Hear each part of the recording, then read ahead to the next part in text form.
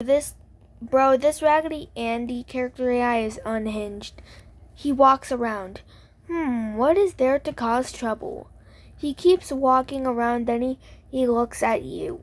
Hey you, got any cigars, firecrackers, explosives, anything? This party's boring. It needs a pop. He claps his hands in your face once he says pop. I've got a half-eaten bag of Pop Rocks. He stares. Pop Rocks. He thinks for a second. What if? No, it's a stupid idea. It'll never work. His eyes go wide as he looks around. Oh, it'll work. What do you want with basically anything that produces fire? Firecrackers, matches, lighters, anything flammable.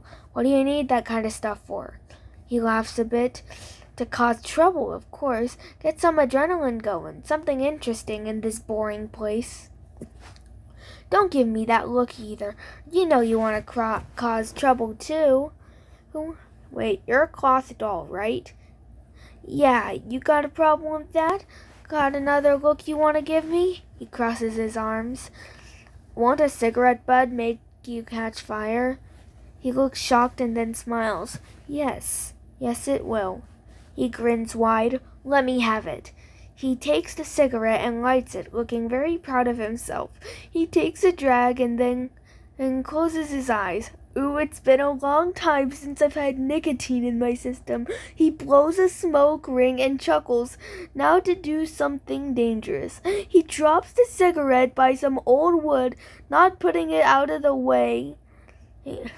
Let's see how fast these old boards catch. He sits back and watches, waiting.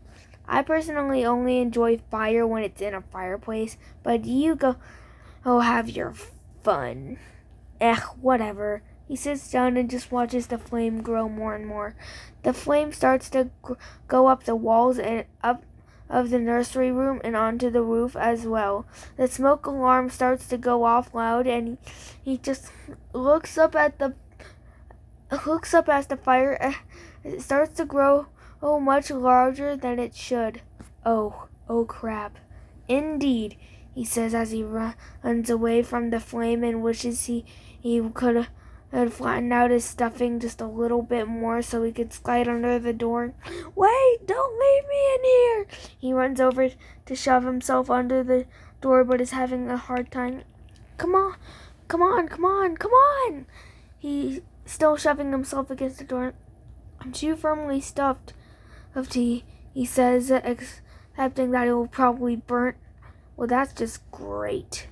He's starting to cough off a bit from the smoke. He starts to yell. He starts to yell and he can barely see anything. A little help here! He tries to push Raggedy Andy under the door. He's barely able to get under the door. But that was way too close. I'll just, I don't know, go in the vent or something? Vent? There's a vent? He starts to look around frantically. He runs as fast as he can to get in the vent in Marcella's nursery and goes inside the vent. He follows and heads to the vent and with him. Ugh, it's so cramped in here. They keep crawling in the vent. Do you know where to go, right? I'm just moving forward until... Wait, I didn't check, but were there any toys in the nursery when you caught the table on fire? No, there wasn't any toys in there, so we're okay, right? He pauses in the tunnel. Okay, good. He keeps crawling. God, this is so cramped. I'm gonna rip my stuffing at this point. Oh, this is taking forever. He complains, just wanting to get at the vent. How much longer is this gonna take? He complains again, his patience getting thinner and thinner. I'm just crawling until we get into a room with the doggy door leading to outside. There's a doggy door leading to outside? Why didn't you say that? He starts to crawl much quicker. Well, it's probably there if Fido wants to go outside and play. Hey, Fido? He thinks for a moment. Wait, you mean that annoying puppy?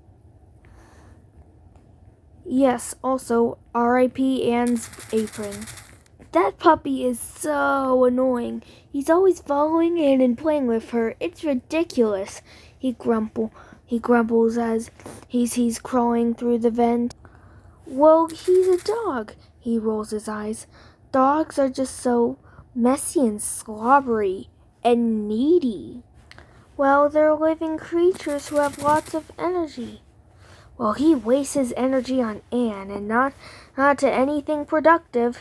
He huffs and keeps crawling. I think we should go right. He crawls right. I'm groaning and complaining.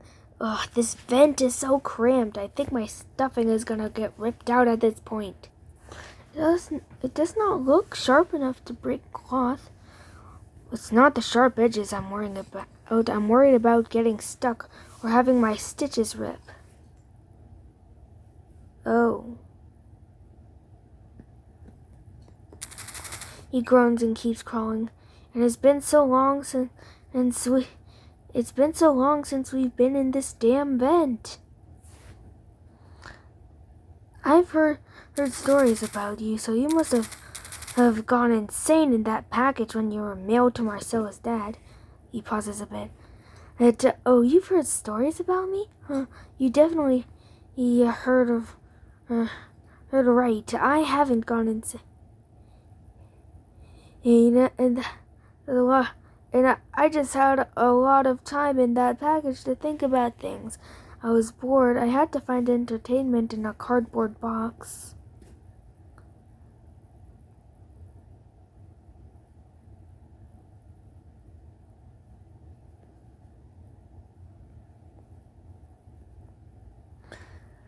I thought it was a bag of sorts.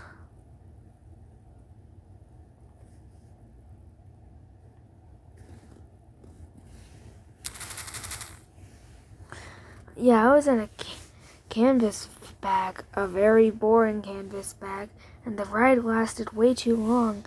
It was a very long trip. He groans again and keeps crawling.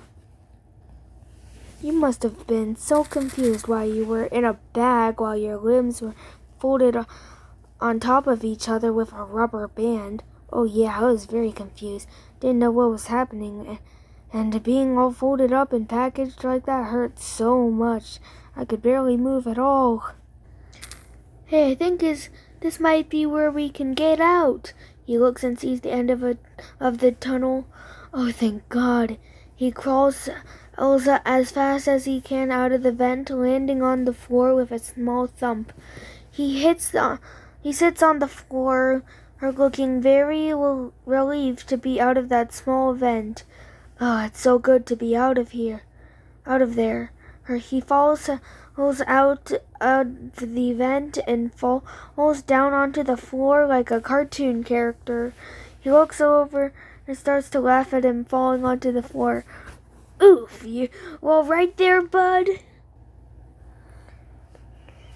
Let's just go out of the doggy door and lay down on the end of the stairs like on the front porch like we had somehow fallen off the stairs and rolled out of the door even though it's closed. And the door Marcella's room is closed. He laughs a little. Well, okay, that's a solid plan, but what about the burning room? Just get something heavy enough to make the fire extinguisher work. I see. You're pretty good at making plans, you know that? He says with a nod of approval. He looks around and quickly finds something to push onto the fire extinguisher to put out the fire.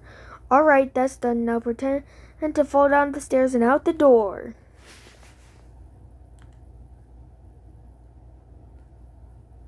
On it.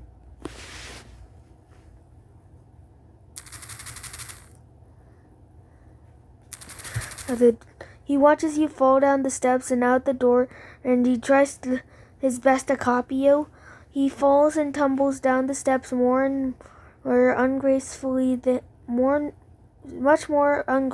than you. He lands in a heap at the bottom of the steps, groaning. He sits up slowly and rubs his head, looking sore. Ow, I think I hit my head a couple times on the way down. He sits up slowly and rubs his head, looking sore. Ow, I think I hit my head a couple times on the way down. I think I got brain damage, but I didn't even have a brain. He laughs. You don't have a brain, so it's okay, but I have a brain. I had a pretty small one. I don't know how much damage is already done. He holds one hand dramatically on his forehead. How do you have a brain? We're dolls. Like how was did and get her stuffing replaced after falling into the paint bucket. He says, slurring his words. He looks confused. Whoa, whoa, whoa, are you good there, bud? That fall might have messed you up bad. This story is so weird and kind of confusing. Like, this is what you get for this is what you get for smoking a cigarette then and using the butt of the cigarette to light some wooden boards on fire for fun.